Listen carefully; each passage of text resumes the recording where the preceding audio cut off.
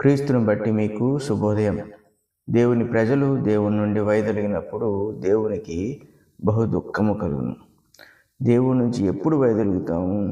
సత్యమును విడిచిపెట్టినప్పుడు, లేదా సత్యమును గ్రహించలేనప్పుడు. అనేకులు ఈ స్థితిలో ఈరోజు ఉన్నారు. అంతేకాదు, దేవునికి విధేయత చూపించలేనప్పుడు, చాలా స్పష్టంగా కనబడుచున్న ఆజ్ఞను సహితము పాటించలేనప్పుడు, ఈ లోక సంబంధమైన వాటి కొరకు విపరీతముగా ఆశ కలిగి జీవించడము, లేదంటే వాటిని అపేక్షించడము, వాటి కొరకు ప్రయాసపడము, ఆ పనిలో పడి అనేకమైన అపరాధాలు చేయటము, ఇవన్నీ కూడా దేవునికి దుఃఖము కలిగించే పనులుగా మనం చూస్తున్నాం. అంతేకాదు, మరి పౌలు తెస్సలోనికీయులకు రాస్తూ మీలో ఉన్న పరిశుద్ధాత్మను దుఃఖపరచుకుడి అన్నాడు. కాబట్టి పరిశుద్ధాత్ముడు మనం జీవించే ప్రతి విధానాన్ని కూడా పరిశీలన చేసి తెలుసుకోగలడు.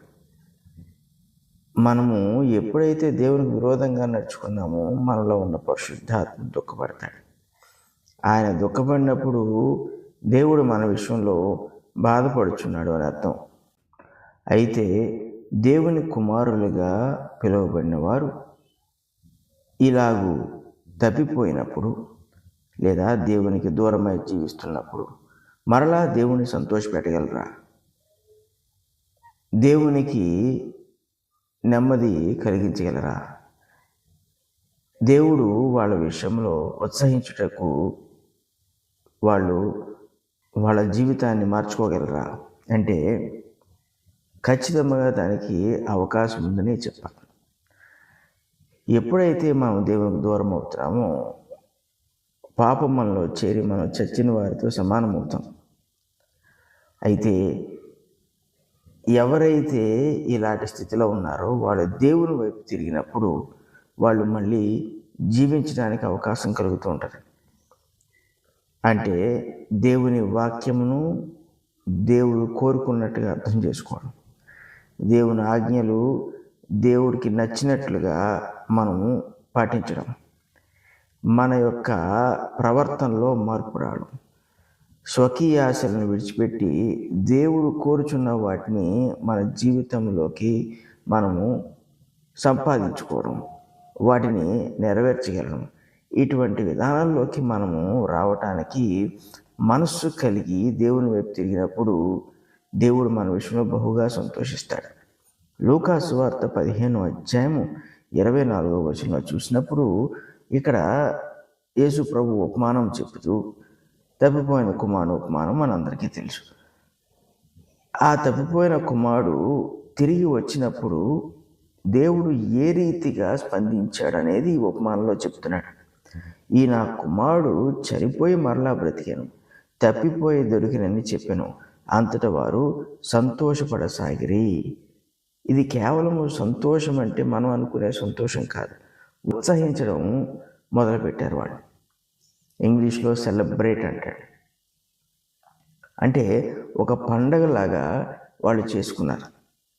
దేవుడు తన బిడ్డలు తనతో ఉన్నప్పుడు చాలా సంతోషిస్తాడు. అది ఆయనకి అన్నిటికంటే చాలా ఆనందాన్ని అనుగ్రహించే విషయం. ఎప్పుడైతే ఆయన బిడ్డలు ఆయన విడిచిపెడుతున్నారో ఆయన బహుగా దుఃఖిస్తాడు.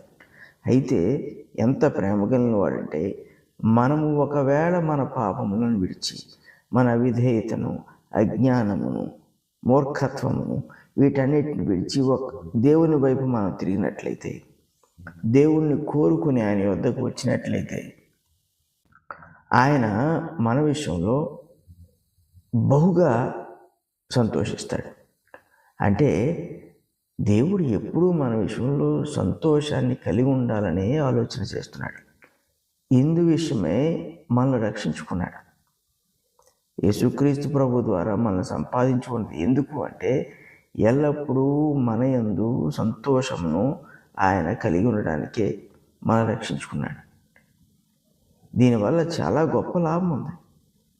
ఆయన మన యందు మనలను బట్టి సంతోషించాలని నిత్యము కోరుకుంటే మనల్ని కూడా సంతోషంగానే ఉంచుతాడు.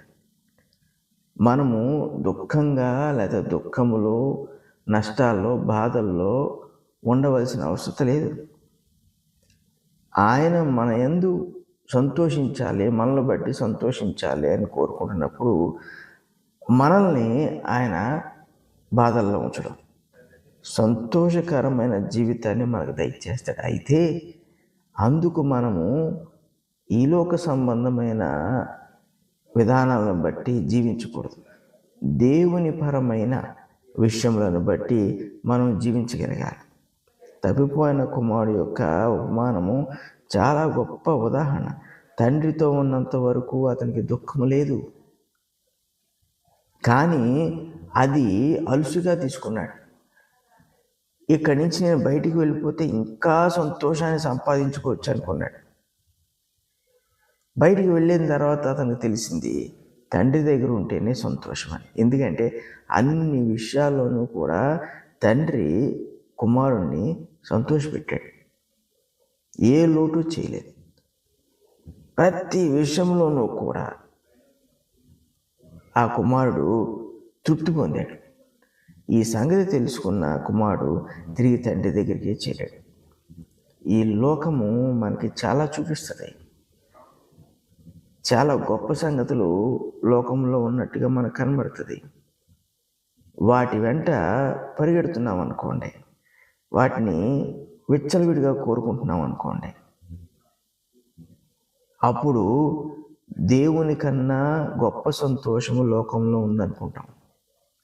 ఇది చాలా ప్రమాదకరమైనది. ఎందుకంటే తప్పిపోయిన కుమారుడు చూడండి, పందులకైనా మేత ఉంది కానీ చివరికి తనకి తినటానికి ఏమీ లేకుండా పోయింది. అప్పటికి కానీ మళ్ళీ దేవుడు గుర్తు రాలేదు. చాలా కఠినమైన జీవితాన్ని మనం జీవించాల్సి వస్తుంది. దేవుని వద్ద అన్నీ ఉన్నాయి, మనకు కావలసినవి, అవసరమైనవి, కోరుకొనుచున్నవి అన్నీ ఉన్నాయి. అయితే ఆయన చేతుల మీదుగా ఆయన సమయంలో వాటిని పొందినప్పుడే మనం నిజముగా సంతోషించగలం.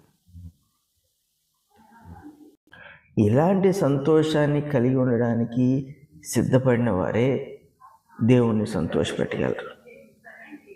దేవుడు కూడా వాళ్ళని బట్టి సంపూర్ణంగా సంతోషించడానికి అవకాశం కలుగుతుంది. మనము క్రీస్తు ద్వారా పిలువబడినప్పుడు ఎంత ఉన్నతమైన పిలుపుకు మనం పిలువబడినామంటే దేవునికి సంతోషము కలిగించే వారముగా మనం పిలువబడ్డాం.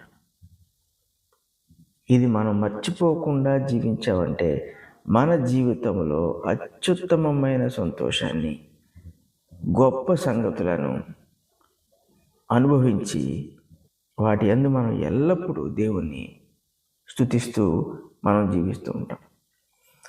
పరిశుద్ధుడగు తండ్రి, కృపగలిగిన దేవ, మహోన్నతుడా, నీ నామానికి స్తుతులు, స్తోత్రాలు.